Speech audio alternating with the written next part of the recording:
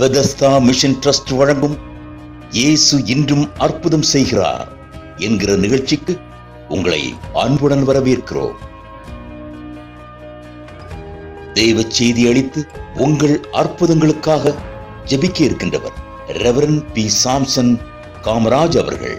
அன்பானவர்களே, தெய்வ செய்தியை கேட்டு பயன்பெறுங்கள், அற்புதங்களையும் பெற்றுக்கொள்ளுங்கள். பிரைஸ் தி லார்ட், ஹல்லேலூயா. கர்த்தருடைய பரிசுத்த நாமத்திற்கு மகிமை உண்டாவதாக. இந்த நாளிலும் கூட தொலைக்காட்சியின் மூலமாக தேவனுடைய வார்த்தையை தவறாமல் பார்த்து வருகிற உங்களை ஆண்டவராய் இயேசுவின் நாமத்தினாலே வாழ்த்துக்களை கூறிக்கொள்கிறேன்.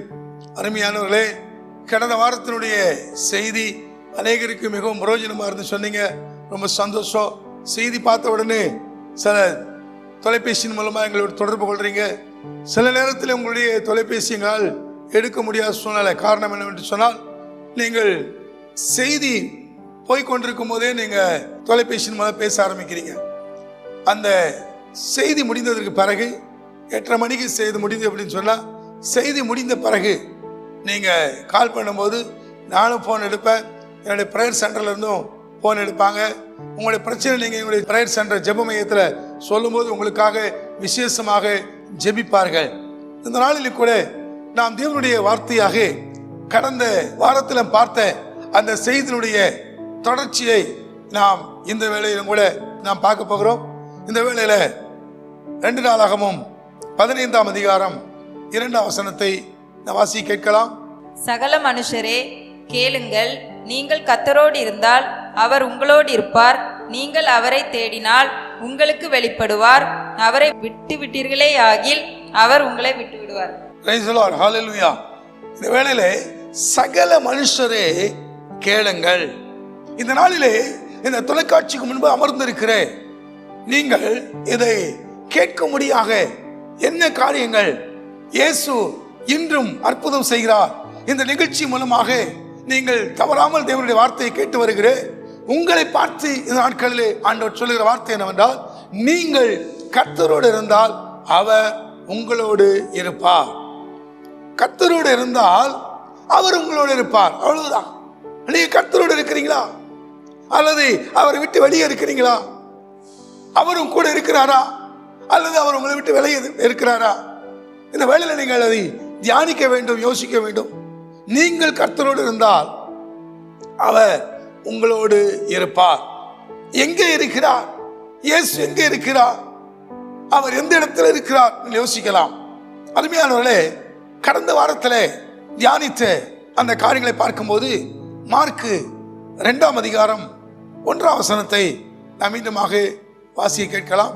சில நாட்களுக்கு பின்பு அவர் மறுபடியும் கப்பர்நகூமுக்கு போனார். அவர் வீட்டில் இருக்கிறார் என்று ஜனங்கள் கேள்விப்பட்டு உடனே வாசலுக்கு முன்னும் நிற்க இடம் போதாதபடிக்கு அநேகர் கூடி வந்தார்கள். அவர்களுக்கு வசனத்தை போதித்தார். ஆமென். இந்த வேளையிலே கடந்த வாரத்தில் பார்த்த அதே செய்தியுடைய தொடர்ச்சியை பார்த்துட்டு இருக்கிறோம்.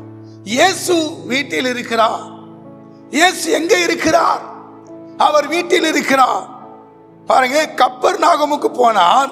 அவர் வீட்டில் இருக்கிறார் என்று ஜனங்கள் கேள்விப்பட்டு, நீங்கள் கர்த்தரோடு இருக்கிறீர்கள், ஆண்டவரும் கூட இருக்கிறார் என்பதை ஜனங்கள் கேள்விப்பட வேண்டும். அப்படியானால் கடந்த வாரத்தில் பார்க்கும்போது ஒரு மனிதனுடைய வாழ்க்கையிலே இயேசு எப்படி இருக்கிறார் என்பதை நம்ம பார்த்தோம். அப்படியானால் முதலாவது ஒரு மனுஷனுடைய இருதயமாகிய வீட்டிலே இயேசு இருக்கிறார். அதுதான், இருதயத்திலே இயேசு இருப்பாரே. ஆனால் அந்த மனுஷன் எப்படி இருக்கிறாங்கன்னா ஆண்டவரோடு இருக்கிறாங்க அப்படின்னு அர்த்தம். அதற்காக தான் கடந்த வாரத்தில் ஆதியாகமத்தில் நான் பார்க்கும்போது 3ஆம் அதிகாரம் 8ஆம் வசனத்தை நாம் வாசி கேட்கலாம்.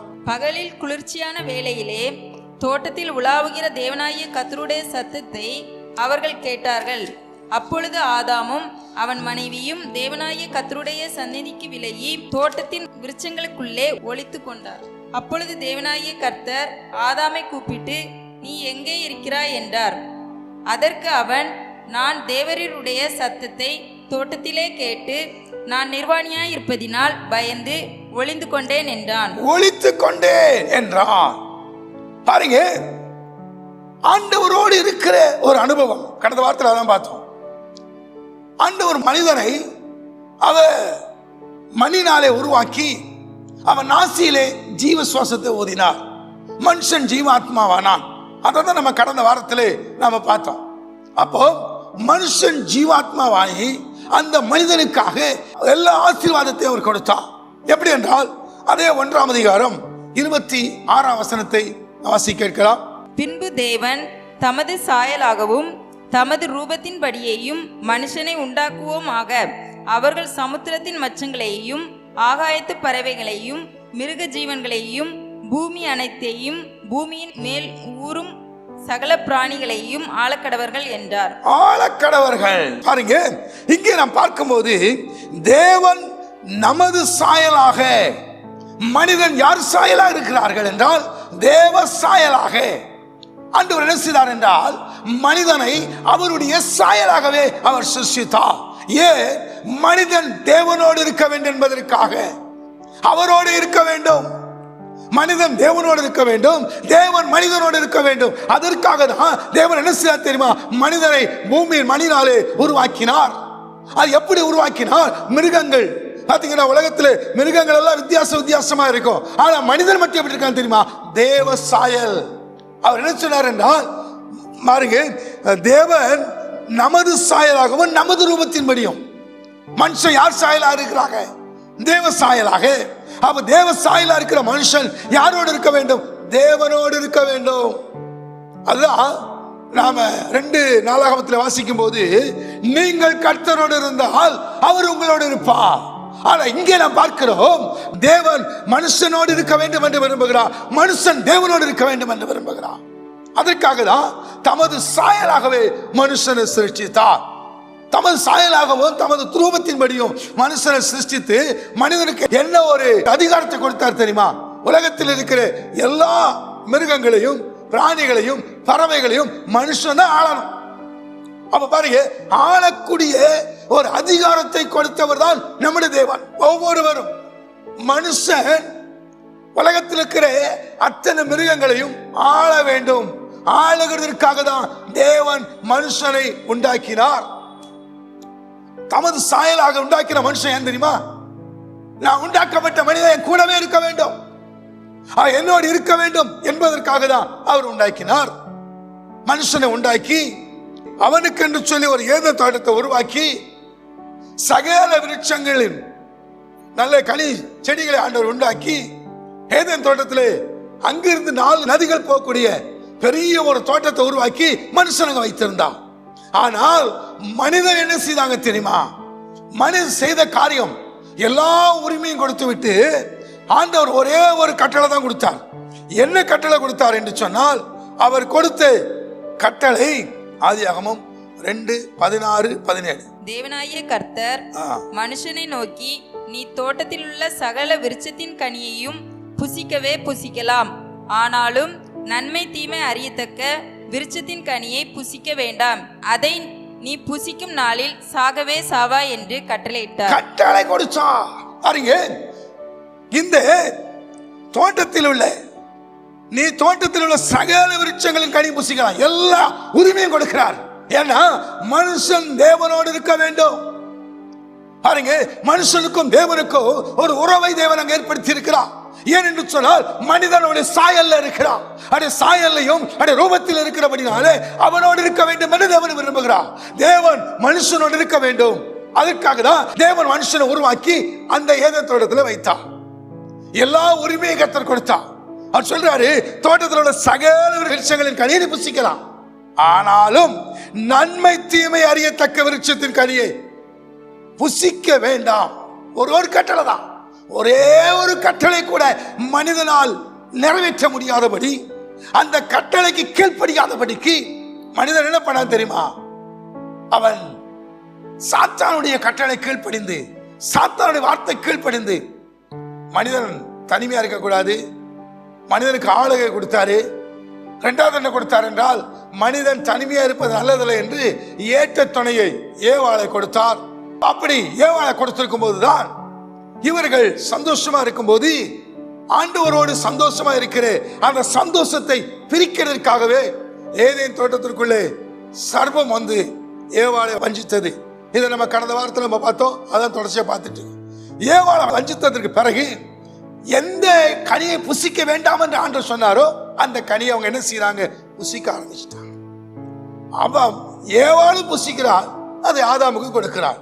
ரெண்டு பேரும் புசித்ததுனால இப்போ ஆண்டவரோடு இருந்தவர்கள் இப்ப ஆண்டவரை விட்டு பிரிய வேண்டிய சூழ்நிலை வந்து விட்டது.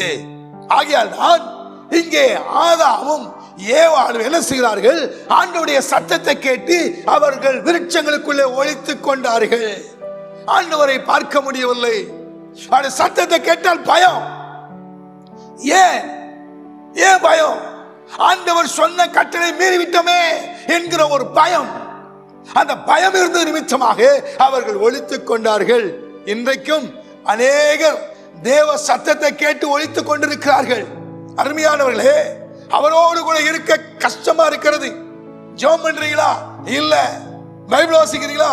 எப்பமாவது பைபிள் வாசிக்கிறேன். ஆலயத்துக்கு போறீங்களா? எப்பமாவது ஆலயத்துக்கு போறேன்.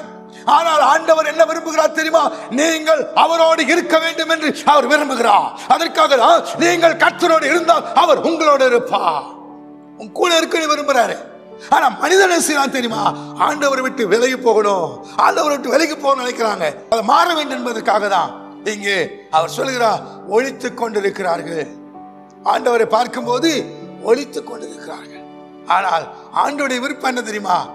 தேவனோடு இருக்க வேண்டும். அதற்காக தான் மனுஷனை அவருடைய சாயல்ல உருவாக்கினார். அது மட்டுமல்ல, அவருடைய ரூபத்தின்படி உருவாக்கினார்.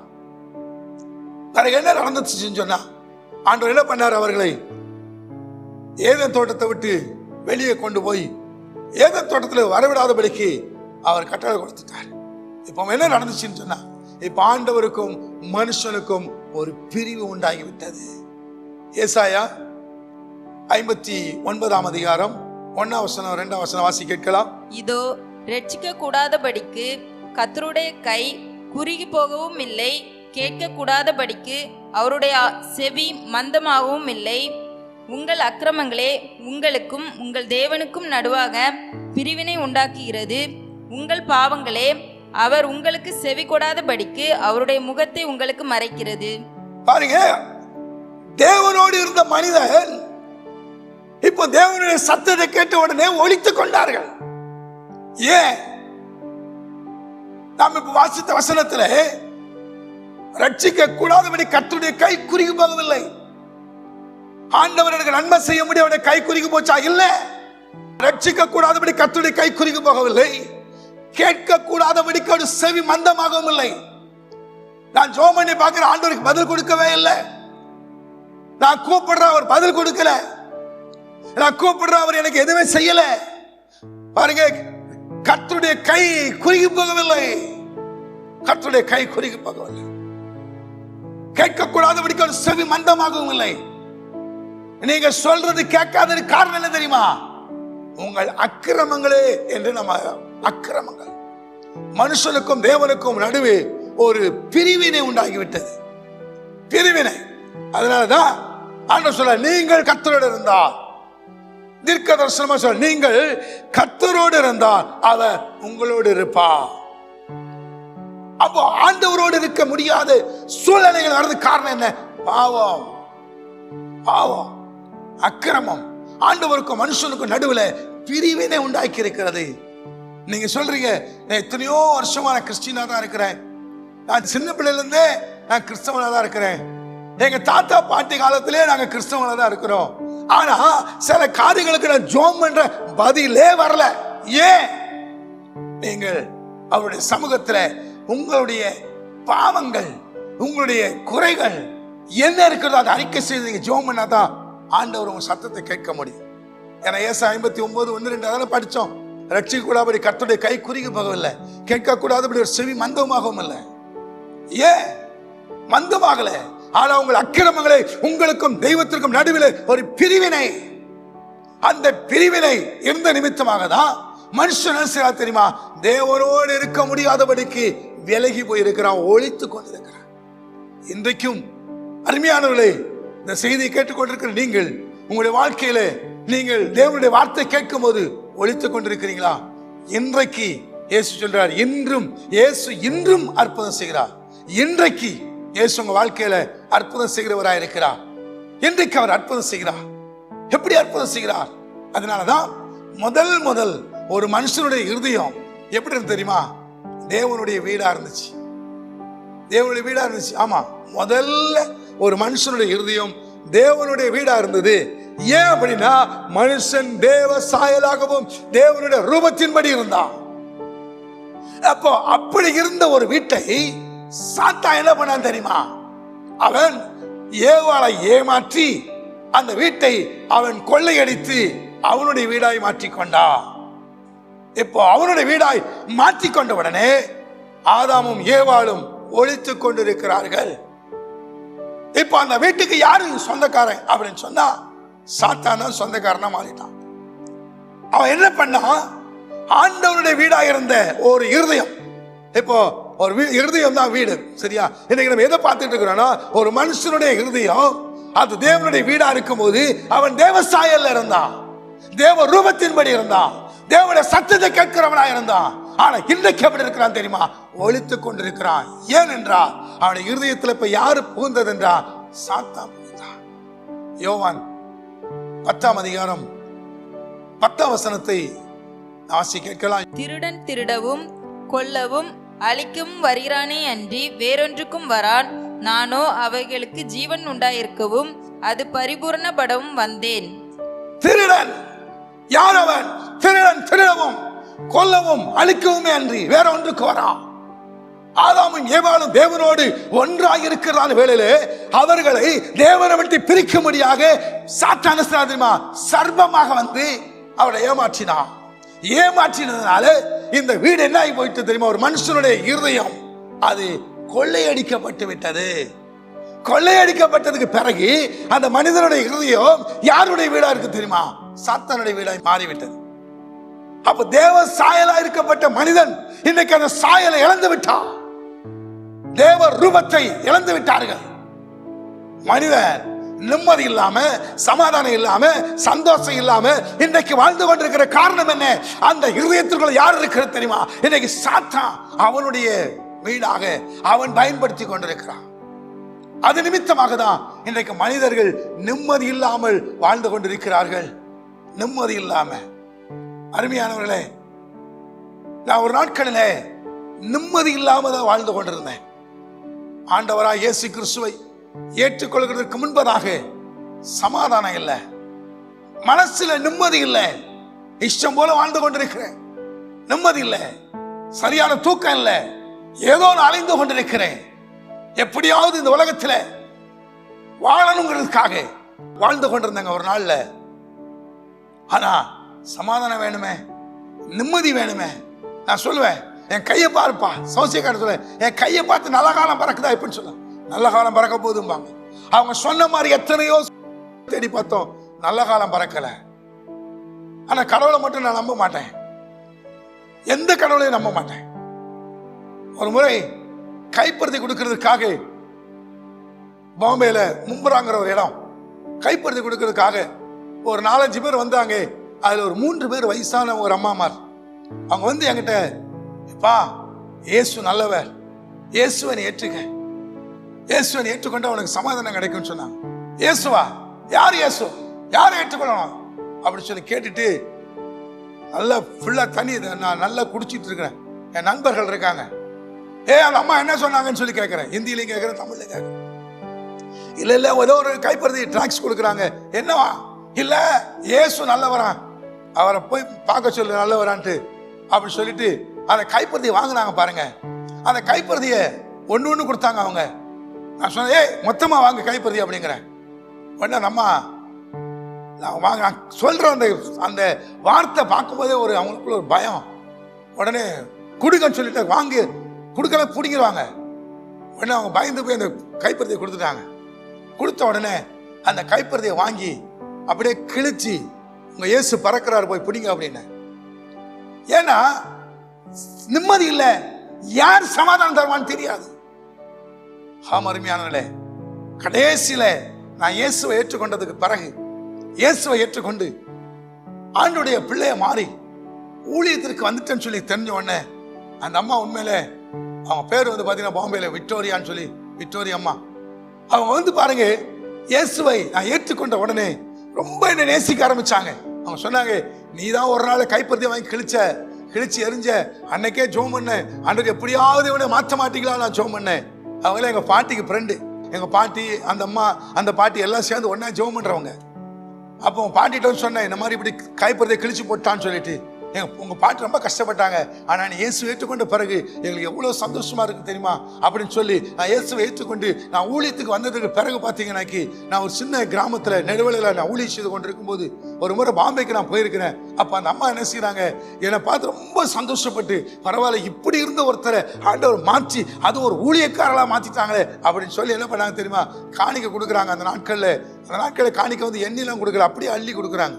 என்னன்னு கேட்டா, என்னம்மான்னு கேட்டா, இல்ல உனக்கு எவ்வளவு கொடுத்தாலும், உனக்காக எவ்வளவு கொடுத்தாலும் கொடுப்பேன், ஏன்னா அன்னைக்கு டாக்ஸ் கிழிச்சு போட்டு இன்னைக்கு இயேசு ஏற்றுக்கொண்டு எனக்கு ரொம்ப சந்தோஷமா. அப்ப பாருங்க, நிம்மதி இல்லை, சமாதானம் இல்லை, சந்தோஷம் இல்லை. ஆனா அதனாலதான் மனுஷன் என்ன பண்றான் தெரியுமா, தான் இஷ்டப்படி சமாதானத்துக்காக என்ன செய்யணுமோ என்னெல்லாமோ பண்ணி கொண்டிருக்கிறாங்க, சமாதானம் இல்லை. ஆனா இன்றைக்கு பார்த்த காரியம் என்னன்னா, நீங்கள் கர்த்தரோடு இருந்தா அவர் உங்களோடு இருப்பார். நீங்க உண்மையிலே ஆண்டவரோடு இருப்பீங்கன்னா அவரும் கூட இருப்பாருங்க, உங்க கூட இருப்பார். அவரும் கூட இருக்க முடியாத காரணம் என்னன்னா, உங்கள் அக்கிரமங்களே என்று நம்ம வாசிக்க கேட்டோம். அதனால முதல்ல ஒரு மனுஷனுடைய வீடு யாருடைய வீடா தெரியும், வீடுனா இருதயம். யாருடைய வீடா இருந்துச்சு தெரியுமா, தேவனுடைய வீடா இருந்துச்சு. இரண்டாவது அந்த வீடு யாருடைய வீடா மாறிச்சு தெரியுமா, அது சாத்தானுடைய வீடாய் மாறி போச்சு. சாத்தானுடைய வீடாய் மாறினதுக்கு பிறகு மனுஷன் தனக்கு என்னென்ன தேவை அப்படியெல்லாம் பண்ணிக்கிட்டு இருக்கிறான், பாவம் செய்து கொண்டிருக்கிறான். ஆனால் அந்த மனுஷனுடைய வீட்டை சாத்தான் திருடி வைத்திருக்க, அந்த வீட்டை எப்படியாவது மீட்க வேண்டும் என்பதற்காக தான் ஆண்டவராய் இயேசு கிறிஸ்து இந்த உலகத்திற்கு வந்தாருங்க.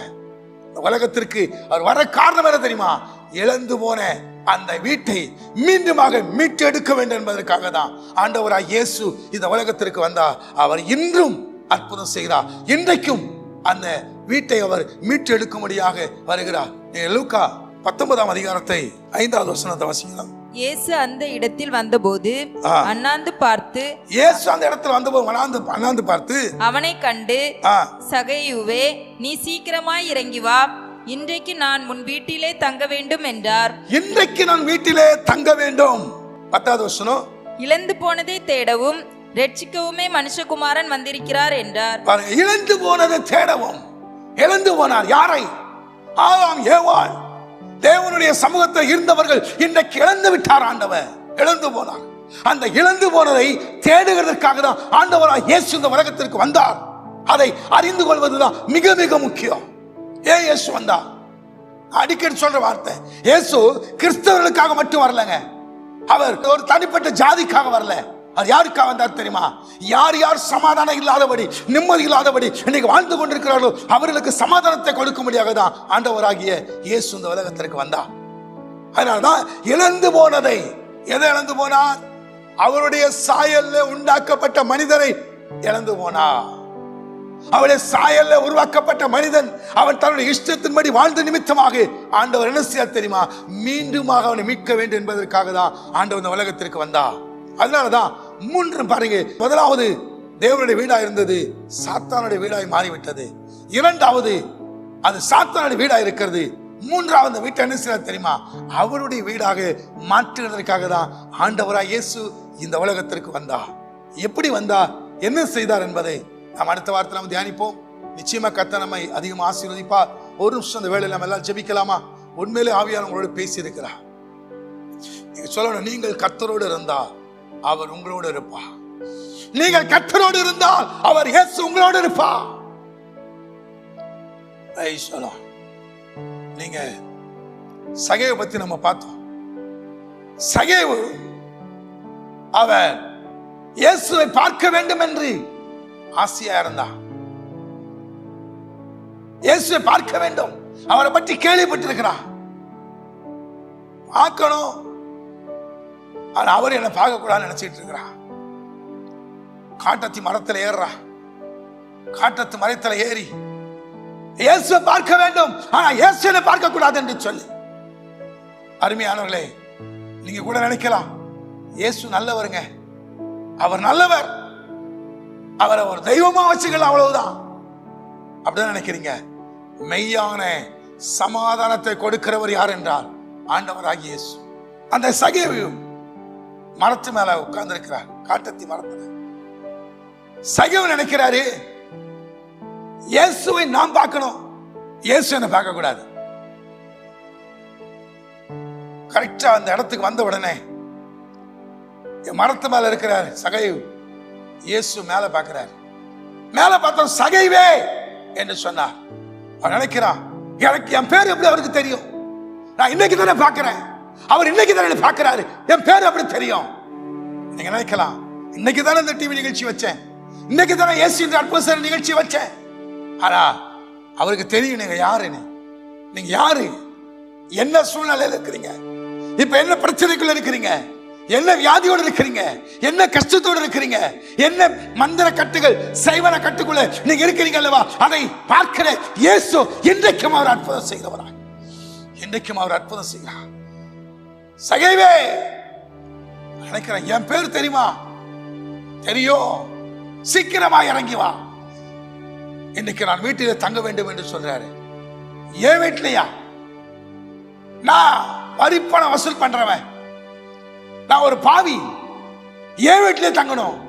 உங்க வீட்டுல தான், உங்க வீட்டுல இயேசு தங்கணும்னு நினைக்கிறார். நம்புறீங்களா? நீங்க அவரோடு இருக்க விரும்புறீங்களா? நீங்க இயேசுவோடு இருக்க விரும்புறீங்களா? என்னைக்கு இயேசுவோடு நீங்க இருப்பீங்கன்னு சொன்னா உங்களோட பிரச்சனைகள் எவ்வளவு பெரிய பிரச்சனையா இருந்தாலும் அது மாறும். எந்த பிரச்சனையா இருந்தாலும் இன்னைக்கு மாறப்போகுது. எல்லாரும் அப்படியே நீங்க தொலைக்காட்சி முன்பதாங்க, டிவிக்கு முன்பு அப்படியே நீங்க முழங்கால் போடுறீங்களா? இயேசுவே, நான் உம்மோடு இருக்க நான் விரும்புறேன், நான் உம்மோடு இருக்க வேண்டும் என்று விரும்புகிறேன், உம்முடைய பிள்ளையா இருக்க வேண்டும் நான் விரும்புகிறேன், எனக்கு இறங்க மாட்டவர்னு சொல்லி ஜெபிக்கிறீங்களா?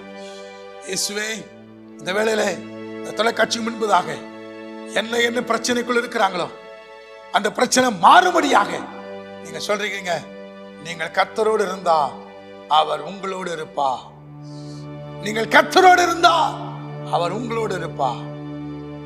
கப்பர்நகூமிலே இயேசு இருக்கிறார் என்று கேள்விப்பட்ட உடனே ஜனங்கள் அந்த இடத்தை முழுவதுமாய் நிரப்பினார்கள்.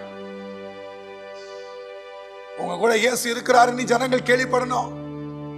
நீ கிறிஸ்தவர்கள் சொல்லி கேள்விப்பட வேண்டாவது, ஆனா இயேசு கூட இருக்கிறார் என்பதை ஜனங்கள் கேள்விப்படணும். இயேசு கூட இருக்கிறாரா? நீங்க அவரோடு இருக்கிறீங்களா? உண்மையில நீங்க அவரோடு இருப்பீங்கன்னு சொன்னா எந்த பிரச்சனையா இருந்தாலும் இன்றைக்கு இயேசு உங்களுக்கு அற்புதம் செய்கிறார். நம்புறீங்களா? இயேசு இன்றும் அற்புதம் செய்கிறார். இயேசு இப்பொழுது இந்த வேளையில உங்களை அருகாமை இயேசு இருக்கிறாருங்க, உங்களுக்கு ஒரு அற்புதம் செய்கிறார். இன்றைக்கு இயேசு உங்களுக்கு அற்புதம் செய்கிறார். இன்றைக்கு அந்த அற்புதத்தை பெற்றுக் கொள்ளுங்க. ஆண்டவரே, நான் உம்மோடு இருக்கணும்பா, நான் உம்மோடு இருக்க வேண்டும் என்று விரும்புறேன். யார் யார் இன்றைக்கு உம்மோடு இருக்க வேண்டும் என்று விரும்புறாங்களோ அவங்களுக்கு நீர் அதிசயம் செய்ய முடியாது செவிக்கிறேன், அற்புதம் செய்ய முடியாது செவிக்கிறேன். வியாதி, பலவீனம், பில்லிசூனிய கட்டுகள், பிசாசு பிடிகள், வாழ்க்கையில தோல்வி, எந்த பிரச்சனைகள் இருந்தாலும் எல்லாவற்றையும் கர்த்தர் மாற்றி ஒரு சமாதானத்தை கொடுக்க முடியாத சமூகத்தில் ஜெபிக்கிறேங்க. தான் நீர் எங்களுடைய ஜெபங்களை கேட்டதுக்காக நன்றி. தொடர்ந்து கிருபை இயேசுவின் நாமத்தினால் ஜெபிக்கிறேன் பிதாவே. என் ஆத்துமாவே கர்த்தரை ஸ்தோத்திரி, என் முழு உள்ளமே பரிசுத்த நாமத்தை ஸ்தோத்திரி. என் ஆத்துமாவே கர்த்தரை ஸ்தோத்திரி, அவர் செய்த சகல உபகாரங்களையும் மறவாதே. Amen, amen. Praise the Lord. கர்த்தர் உங்களை ஆசீர்வதிப்பார். இயேசு இந்த அற்புதம் செய்கிற நிகழ்ச்சியை தொடர்ந்து நீங்க பாருங்க, தேவனுடைய நாமத்தை மகிமைப்படுத்துங்க. கர்த்தர் உங்களை அதிகமாக ஆசீர்வதிப்பாராக. ஆமென். இந்த நிகழ்ச்சியை பார்த்து கொண்டிருந்த உங்கள் அனைவருக்கும் ஆண்டவராகிய இயேசு கிறிஸ்துவின் நாமத்தில் நன்றியை தெரிவித்துக் கொள்கிறோம். தொடர்ந்து ஒவ்வொரு வாரமும் வெள்ளிக்கிழமை இரவு 8 மணி முதல் 8:30 மணி வரை இந்த நிகழ்ச்சியை பாருங்கள், மற்றவர்களுக்கும் அறிமுகம் செய்யுங்கள். இந்த நிகழ்ச்சியின் மூலம் நீங்கள் பெற்ற ஆசீர்வாதம் மற்றும் அற்புதங்களை கீழ்கண்ட எங்கள் முகவரிக்கு தெரியப்படுத்துங்கள். உங்கள் ஜெப விண்ணப்பங்களை எங்கள் மின் அஞ்சலுக்கு அனுப்பி வையுங்கள். எங்கள் ஜெப குழுவினர் காலை 9 மணி முதல் மாலை 6 மணி வரை உங்களுக்காக ஜெபிப்பார்கள். நீங்கள் தொடர்பு கொள்ள வேண்டிய எங்கள் முகவரி reverend P. Samson Kamaraj, Bethesda mission சபை, எண் 11, சர்ச் தெரு, கலெக்டர் பங்களா பின்புறம், காஞ்சிபுரம் 631502. நீங்கள் தொடர்பு கொள்ள வேண்டிய எங்கள் தொலைபேசி எண்கள் 9566954983 மற்றும் 6374 334482. எங்கள் மின்னஞ்சல் முகவரி bmtttvministries@gmail.com. ஆண்டவர் தாமே உங்களை ஆசீர்வதிப்பாராக.